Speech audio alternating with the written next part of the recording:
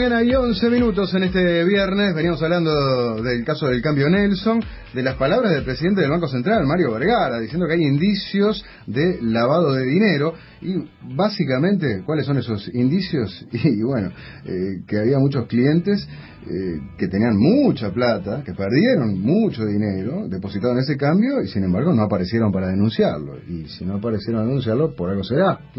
Ahora, ¿eso necesariamente habla de lavado de dinero como delito? Es lo que vamos a hablar a continuación con el contador Félix Abadí, socio del estudio Rueda, Abadí y Pereira y catedrático de impuestos en la Universidad Ort. Félix, ¿cómo te va? Buenos días. ¿Cómo andas, Nacho? ¿Qué tal? Bien, me acuerdo que cerca de fin de año estuvimos hablando del tema del lavado de dinero y de la legislación que se quería modificar en Uruguay, ¿verdad? Es correcto. Pero no se modificó todavía, ¿bien? Así que vamos a hablar... Hay un proyecto ingresado al Parlamento que todavía no se votó. Está bien, pero entonces hablemos de la realidad actual con esta legislación vigente, ¿no? Y entonces, a ver, como dice Vergara, el sentido común indica que si hay una cantidad de personas que quedaron con miles de dólares adentro y no denunciaron, es porque tenían la cola sucia, para decirlo claro y pronto, y por algo no quieren que se sepa que tenían ese dinero. Bueno, sí, digo, acá hay que darle la diestra totalmente a Vergara porque es el presidente del Banco Central, que es la institución que maneja lo que se conoce como la UIAF, la Unidad de Información y Análisis Financiero, que es precisamente la encargada de recabar los reportes por operaciones sospechosas. Sí. Efectivamente, hay un delito, que es el lavado de dinero, que en realidad se desdobla en varios delitos. Uno lo suele mencionar rápidamente como el delito de lavado de dinero, pero incluye varias figuras que tienen que ver con básicamente con la inserción en la economía formal, digamos, de dinero provenientes de algunas actividades delictivas que nuestra ley menciona a título expreso. A ver, entonces, para que haya lavado de dinero, tiene que haber un delito precedente. Así es. Y en Uruguay, a diferencia de otras legislaciones, no tenemos a la totalidad de los delitos como precedentes del lavado de dinero, sino que tenemos algunas que la ley específicamente menciona, que se han ido incrementando a lo largo del tiempo, vamos a hablar de 30 y pico de delitos aproximadamente, en donde figuran todos los que uno podría decir aberrantes y que fueron los que dieron origen a esta figura, narcotráfico, extorsión, terrorismo, etcétera. Pero no figura particularmente aún, si bien está incluido en el proyecto, por ejemplo, la defraudación tributaria, que bueno, acá también ha sido mencionada o es comentada como una posibilidad. A ver, vamos a aplicar eso aterrizándolo, a nivel de hipótesis, ¿no? Pero, sí. ¿Qué casos entonces se podrían haber dado con estos depósitos en el cambio Nelson? ¿Dinero proveniente de dónde? Bueno, por ejemplo, los cohechos, o conocidos como las coimas, o la corrupción, por ejemplo, sí son delitos que están mencionados en Uruguay como precedente de lavado de dinero.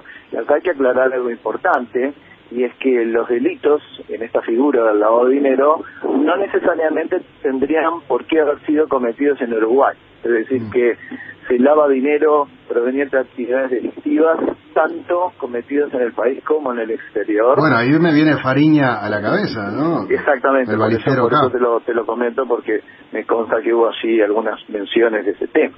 Entonces digo, lo que sí tienen que ser figuras que en el país o en el exterior encuadren dentro de estas treintena de delitos que se mencionan en Uruguay. Está bien, pero ¿cómo se lava dinero en el cambio? Porque vos depositas la plata ahí. Bueno, el lavado de dinero, como yo te decía, en realidad se desdobla en una serie de actividades que tienen como objetivo final la inserción en la economía de dinero provenientes de alguna de esas actividades. Por ejemplo, con un hotel, ¿no? Es una forma de hacerlo. Sí, si yo tengo dinero de, digamos, una actividad delictiva, como podría ser un acto de corrupción, bueno, tengo ese dinero conmigo, de alguna forma tengo que insertarlo en la economía. Y bueno, pasarlo por un banco, por ejemplo, y como decía el presidente del Banco Central, Vergara, otrora, tiempos podía llegar a ser una de las formas prácticas más sencillas y elementales de lavar dinero. Coloco la plata en el banco y listo, esa plata proveniente de las actividades delictivas ya quedaron insertas en la economía, a partir de lo cual puedo seguir haciendo las operaciones que yo quiera. Sí. Obviamente los controles a nivel de las instituciones financieras internacionalmente y particularmente en Uruguay desde hace muchísimos años se ha reforzado fuertemente, y justamente si yo voy a un banco con dinero me preguntan de dónde saco ese dinero y que les justifique que provienen de una actividad lícita. Claro, claro. Pero por eso, en el cambio Nelson, por ejemplo, puntualmente, ¿no? Vos traías la plata, que ponés que sea plata sucia, de lo que sea, desde coimas hasta, yo qué sé, porque también puede ser un dinero de tu empresa, ¿ah? Donde vos en realidad no pagaste los impuestos correspondientes, ¿no? También, o sea, sí, por supuesto, digo, esto va de cuenta de lo que dice el presidente del Banco Central. Yo explico simplemente el alcance de probablemente lo que él quiera decir. O sea, concretamente, efectivamente, el dinero que se está depositando en el cambio Nelson, y más allá de la ilicitud del cambio Nelson, probablemente la captación de depósitos, bueno, tiene autorización para hacerlo, eso no significa necesariamente que el dinero que se haya depositado provenga de una actividad siquiera ilícita, y menos aún ilícita de las calificadas para configurar delito de lavado de activos. Claro, capaz que era gente que lo que quería era justamente ganar un interés como el que pagaba, que era más atractivo que el que se paga en un banco. Y eso no quiere decir que pues, sea dinero negro. Ahora, si no denunciaste el faltante del dinero, ahí sí es dable pensar y sospechar que por algo no lo denunciaste. Claro, sí, obviamente, claro. Si a mí me estafan, porque en definitiva, o me estafan o por lo menos están de alguna forma incumpliendo con la obligación de devolverme el dinero, probablemente pudiera ser un indicio. También, no olvidemos, Nacho, que esta empresa, tengo entendido, que ha presentado una solicitud de concurso. Sí.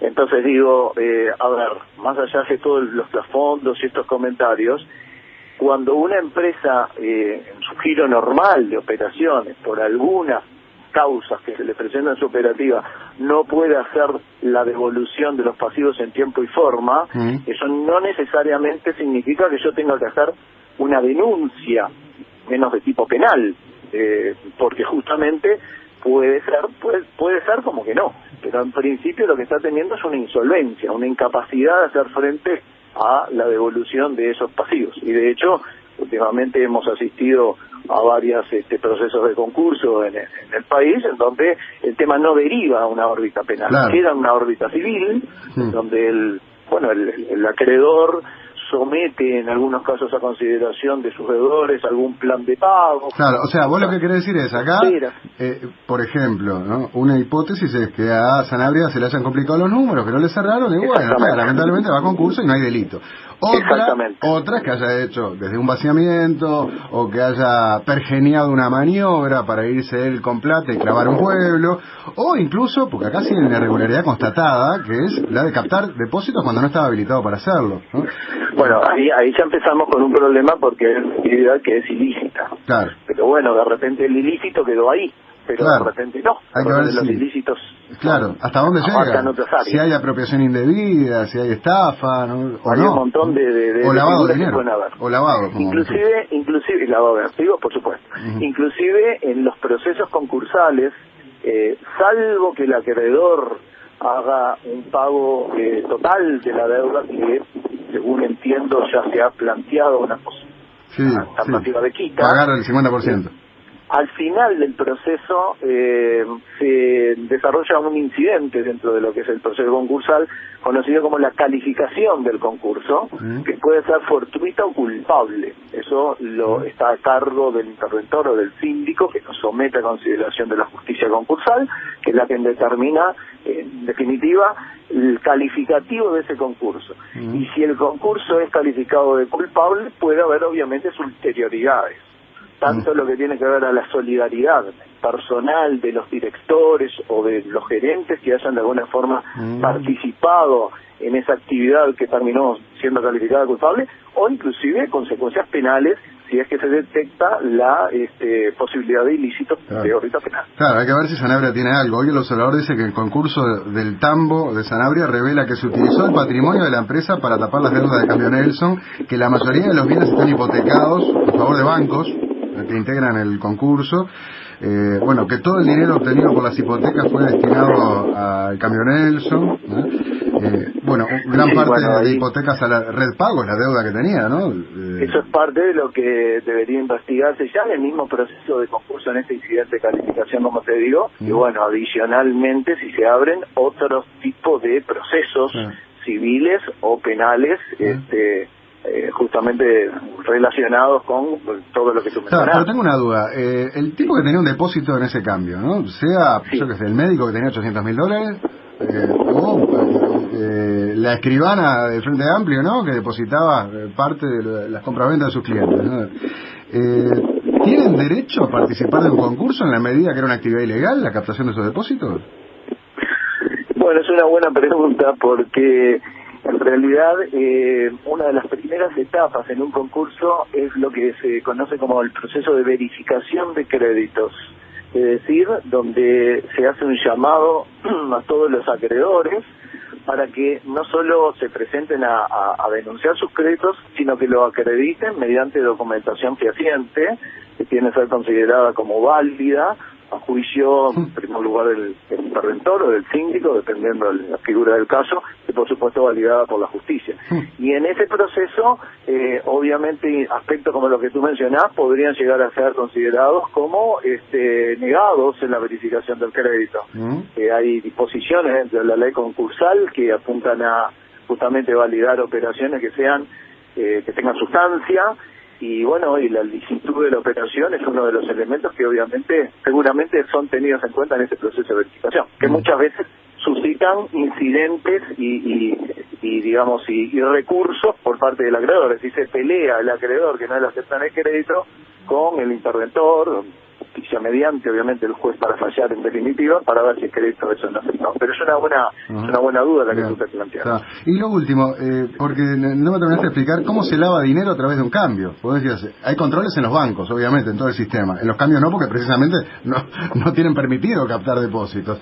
Pero cómo un dinero sucio, ¿cómo se lava entonces, o cómo se podría lavar a través de la operativa de cambio?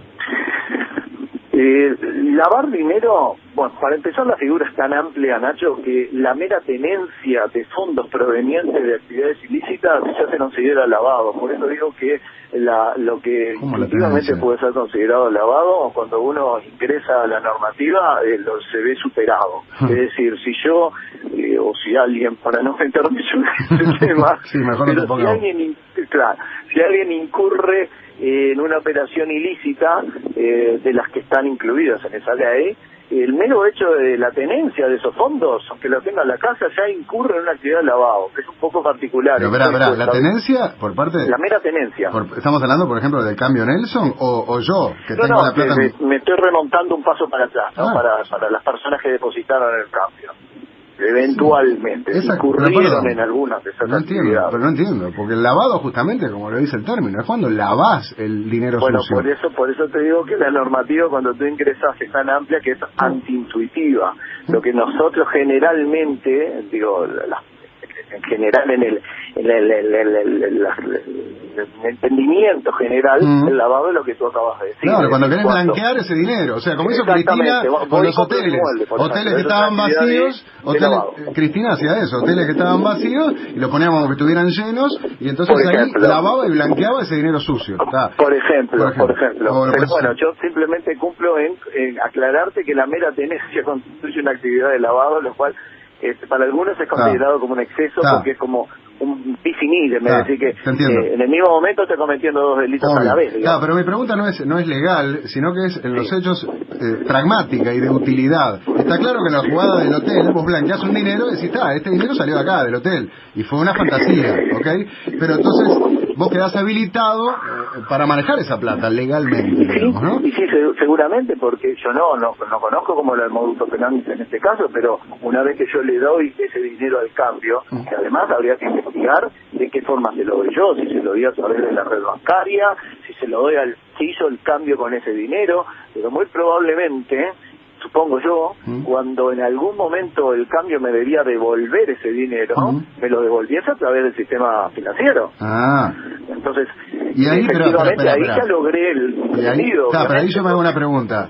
¿Dónde están los controles del sistema financiero? Porque... Bueno, es parte de lo que no sabemos y seguramente va a estar siendo investigado. No sabemos, yo por lo menos desconozco, si todo este flujo se daba fuera del sistema financiero, que cuesta creer, porque manejar 10 millones de dólares, como escucho por allí, se maneja íntegramente en base a cofres o en base a cajas, es difícil de creerlo, pero bueno, podría llegar a ser una posibilidad, o si ese dinero de alguna forma, tarde o temprano, se canalizaba a través del sistema financiero.